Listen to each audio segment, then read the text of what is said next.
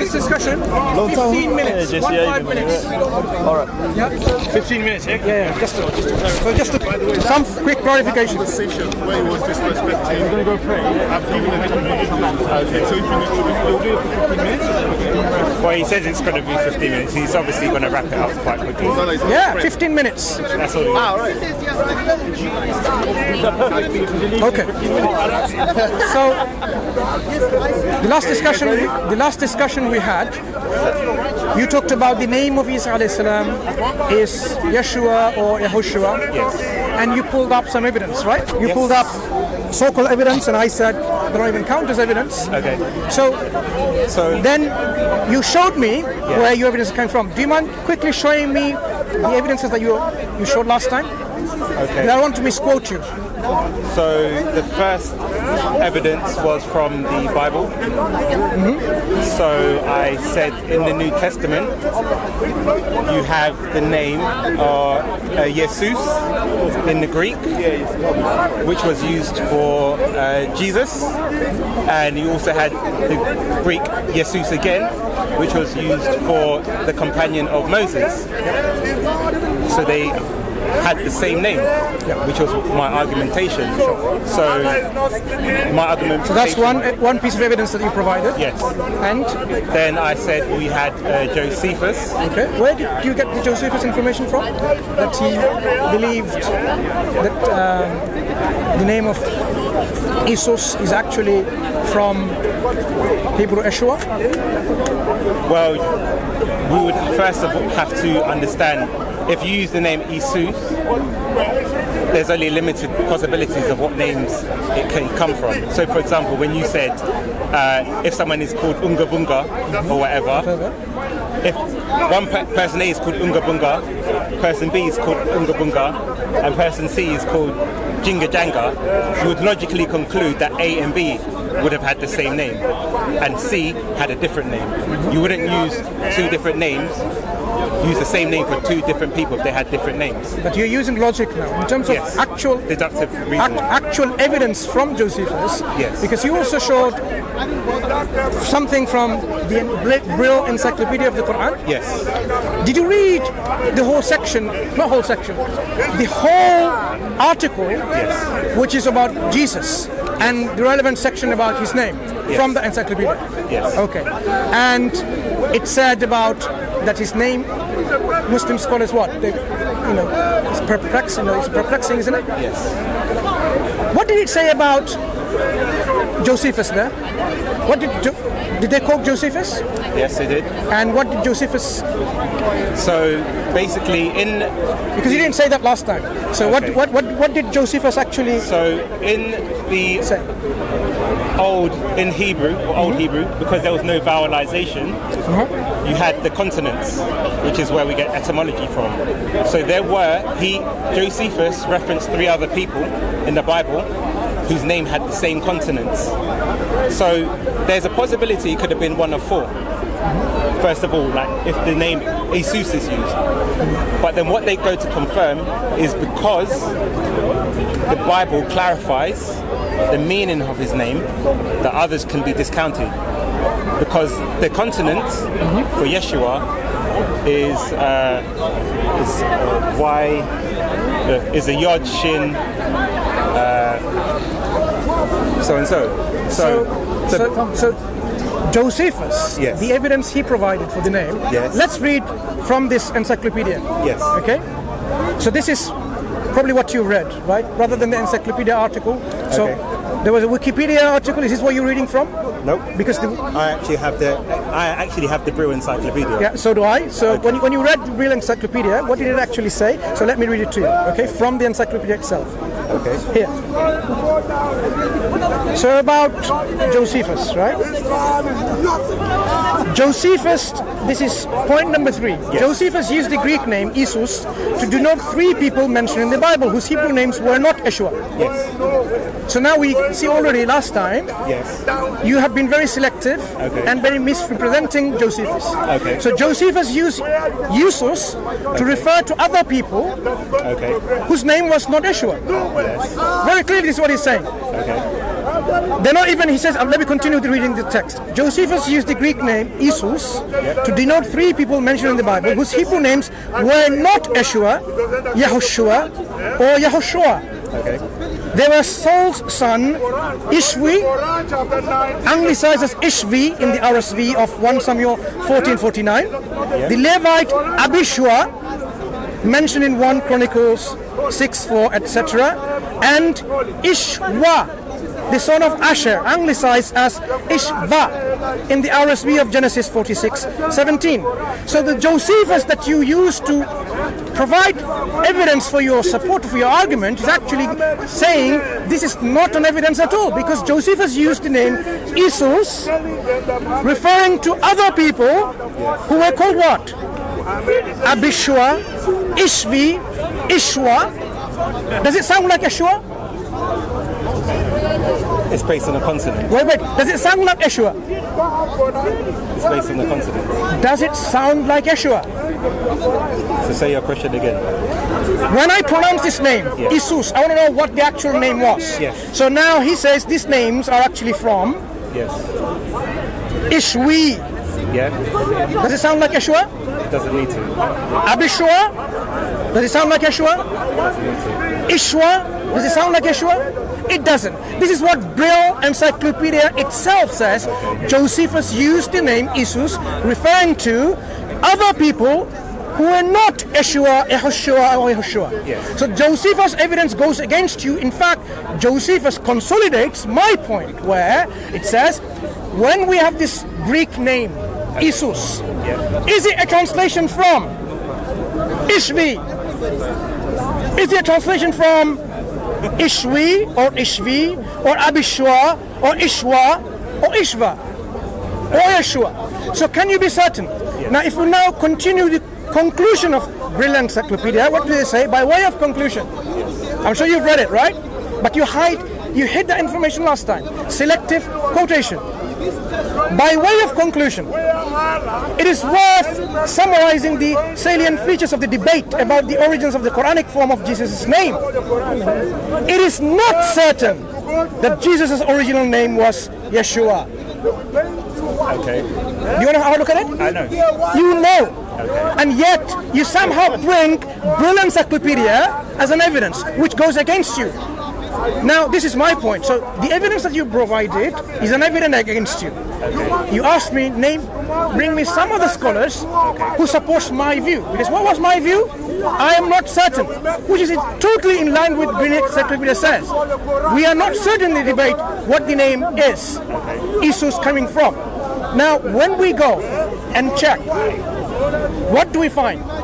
Clement of Alexandria, he considered the name Jesus to be of actual Greek origin, not a translation of the name from Hebrew Yeshua. Do you know Clement of Alexandria? Very well-known scholarly of your historical tradition of Christianity. Whether you've removed him after 500 years to be a church father, regardless of that, he is a well-known scholar in early Christianity, right? Clement of Alexandria. What about the other person? Is it Cyril of... let me show you who it is. Saint Cyril of Jerusalem. They consider, this is in Catholic Encyclopedia, as well as in the Wikipedia article that you can get these links from. So I went directly to Catholic Encyclopedia, I went to the information in the Brill's Encyclopedia, and I found that yes, there are other scholars who consider the name Jesus is actually a Greek name. What are you going to say about that? Jesus is a Greek name. No, the name is not a translation of any other Hebrew name. This is what Clement of Alexandria is arguing. So it is not a translation of Yeshua or Yahushua. So now you have a big problem. Is Isus a translation of Ishvi, Ashvi, Abishua, Ishwa, Ershua, Yahushua, right? You have no certainty, just like what I claim. You have no way of determining what it is. Okay. So now, let me address all your... Go ahead. First of all, yeah, you are correct in that Jesus can be used for other names. Firstly, when we go to the scripture, it tells you the meaning behind the name, that God will save. this is the same, so it comes from Yeho saves. So the Bible itself gives you the meaning of the name. That's why when you look at the Greek, you know it's not the other names, because every name has a different meaning. What you're saying, does this name sound like that name? That's what we call homophones, and you're making a mistake. For example, if I say night with a K and night with an N, they sound similar, but they have different meanings. Now, if I go and write that in an English test, and I say at night time with a K, I will fail my exam. So your point that it should sound similar is actually not a point itself. It just has to translate to the same. So that's why when I originally told you that in the Greek they did not have the letter shin or the letter Y, so they had to use an iota instead. So now going back to your point of Josephus, just for the cameras, I'll show you as well. That is the rendition in Aramaic, this word here. That's the Aramaic, that word right there. So the funny thing is, Josephus was actually translated into Syriac and Arabic. So now, if you can see here, that is the word I've highlighted for Yeshua. You see, early church fathers, this is actually Josephus's quote in Syriac. So I'm just showing you again, that is the word that I've highlighted. So we've Translation of what to what? This is in Syriac, which is old format. No, translation of what? Of the name that This particular text is of yeah, what? this is a testimony of Flavidium, which is Josephus, where he wrote the text that historians refer to, that he mentioned Jesus. It was And translated. when is this translation from? Which century? This is from they believe it's as early as the 5th century. So now Mansur will say, well, how did we know? It's very unlikely that they would have translated it into another language without actually understanding what the translation was. 5th century, 500 years later. Okay. The Arabic text, which again I've highlighted the word. Translated when? This was in the 10th century. 10th century. Yes. So you have 1,000 years later, right? That's okay. Right. Just so you can see the evidence, because this is the same text of Josephus. That's the word Yeshua. Now, so a translation from 500 years later and a translation, 1,000 years later is an evidence. Now we have multiple sources confirming the same thing, pretty much. Maybe you might have one or two disagreements, as Mansur might say. Now I want you to look at this person, because in biblical literature, you obviously have the Greek, you have the Peshitta. The Peshitta is in Syriac, which is Middle Aramaic, so it's very close to what Jesus would have spoken. It's more of an advanced reason. So actually, before I spoke to Mansur, I want everyone just to see this. His name is Sebastian Brock. His name is Sebastian Brock. He's a scholar at Oxford University. Anyone can go and Google his name. It says Sebastian Paul Brock, FBA, is generally acknowledged as the foremost academic in the field of Syriac today. I actually emailed him about this. Okay. Here's my email. You can see the email too. And I'll read what he says, because I asked him where did the name come from. He said, the Syriac forms of the name have nothing directly to do with the Greek Jesus, but will have come from early Syriac-speaking Christians by the way of Jewish Aramaic, so presumably reached the Old Syriac and Peshitta Gospels by oral tradition. The name will have been very familiar long before anyone thought of translating the Greek Gospels into Syriac. Since vocalization signs were not introduced at all, about the 7th or 8th century, there is no way of knowing about how the consonants Y, S, H, W, which is the consonants which I've been telling you about, were pronounced by early Syriac-speaking Christians. But the time of the vocalization, the Eastern and Western Syriac traditions of pronunciation had diverged. So one had Isho and the other had Yeshua. So now we have one of the foremost scholars of Syriac language, and I even had this Giving his opinion rather than an evidence. I spoke to as Mansur usual. last week, but I didn't need to bring it as evidence. This is one of the foremost scholars on Syriac language. If Mansur wants to bring me a counter scholar who can then disprove and say what his alternate name would have been, I will be happy to discuss that evidence. But we have confirmation from an Oxford scholar, one of the most leading scholars. He said the name did not come from the Greek, because when we talk about source primacy, which I was talking about the other week, is that the Peshitta tries to claim source primacy. They say they got it from Jesus directly. But scholars have noticed that there's certain forms or certain phrases in the Peshitta that would have only come from the direct, from the Greek. So most scholars will agree that the Peshitta came from the Greek, but he's confirmed the name didn't even come from the Greek. It's come through oral tradition. Okay, So let me respond to this. So, as the habitual way we see the Christians, missionaries bring along evidence, nothing different. Okay. So you're bringing an opinion of a scholar. Maybe. An opinion and Are you gonna let me speak, or are you going this is to? what we call a fallacy. Are you going to let me speak, both of you? Can you stop your cameraman? Let me just finish my point. Excuse me. Let me just finish my point. End of discussion. No. Okay. Look. Okay. I let you speak, and now I'm responding. And somehow, you're not happy with that. You're not comfortable with it. that's Right. fine. So as I said, 15 minutes. Remember, we agreed on a discussion. Nearly 15 minutes coming towards end. So we need to wrap it up very quickly. Okay. So the evidence that you're bringing, again, an opinion of a renowned scholar. Remember, at the very outset from last time we had a discussion, it is not the opinions of a scholar that it's counted. Evidence is not opinions of scholars. Evidence has to be real evidence. So which manuscript, which inscription, that is what evidence is. So you didn't provide anything from that scholar, because I can, like remember you said, find me one scholar, name me one scholar that agrees with my position, which I did today. Clement of Alexandria. I didn't give you one, I gave two. No, I didn't give two, I gave three. Saint Cyril of Jerusalem, and I gave Josephus. What was it? You are interrupting. And even Josephus himself, that yes, the name Jesus, which you think the Greek name is from Yeshua, is actually not a certain name where it's coming from.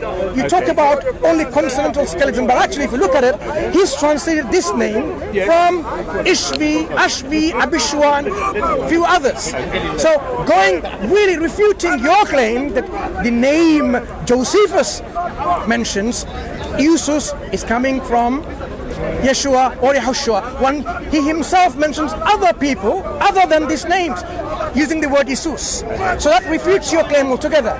Secondly, when you say, give me a scholar, are you saying that scholar in Oxford knows better than Clement of Alexandria?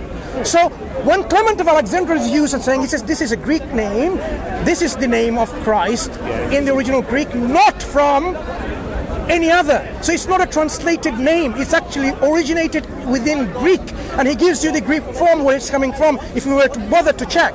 So now I have given you counter evidence by scholars of the past who are closer to the time to tell you Jesus is not the name coming from Yeshua or Yahushua. So instead of giving me evidence, what you've given me again, look, a work that has been translated 500 years later, when already Christianity have accepted by their traditions that name is this Yeshua. Or 1,000 years later in an Arabic translation, this name is Yeshua. These are already what we call popular belief within the people who are translating. But if we go back to the time, closer to the time we're referring to, at the time Christ was alive, of course, we want to know what's the original Aramaic that he was given his name by his mother. You think it's Hebrew, but you have no evidence for it, because you have a Greek writer in the 80s or something writing and saying this is what his name is. That is what I'm saying is, you have no evidence, it's just opinions and suggestions. That is why the name, either Yeshua, and so on, these are all guesswork. So as I started from the very beginning, last time I met you on this issue, your belief, which is based on your evidence, but your evidence base is what? All guesswork and assumptions. So I I'm consistently saying the scholars are with me. You cannot be certain because there's no certainty about what this original name is, as clearly Encyclopedia of the Quran by the Brill publishers are clearly saying. And they say possibility exists that it could be Isa, or and so on and so forth. So the point is, I think, is established beyond a shadow of doubt by using the evidence that you tried to support, which goes against you, that yes, the name about Isa alayhi salam is not Jesus, Latinized, because that's not what his mom called him. It's not even Jesus, because that's a Greek translation. What was the name given by his mom? You don't know. I rest my case. Now, do you have anything else to say within the next 2-3 minutes? Mansur has made many fallacies in his argumentation. 2-3 minutes. You take the last word. He said that if there's no manuscripts, therefore it's unreliable. But when we go to Islamic literature, especially the hadiths, we cannot find anything written. But they will use an argumentation of chains of narration. But then, by Mansur's own standard, we should reject this and only accept manuscripts, the earliest manuscript. Funny, even I'm going to go on a tangent, the earliest manuscripts of Muhammad do not even say that he performed any miracles. They describe him as a normal man. It's only the later traditions that then associate miraculous wonders with him. So by Mansur's argumentation, we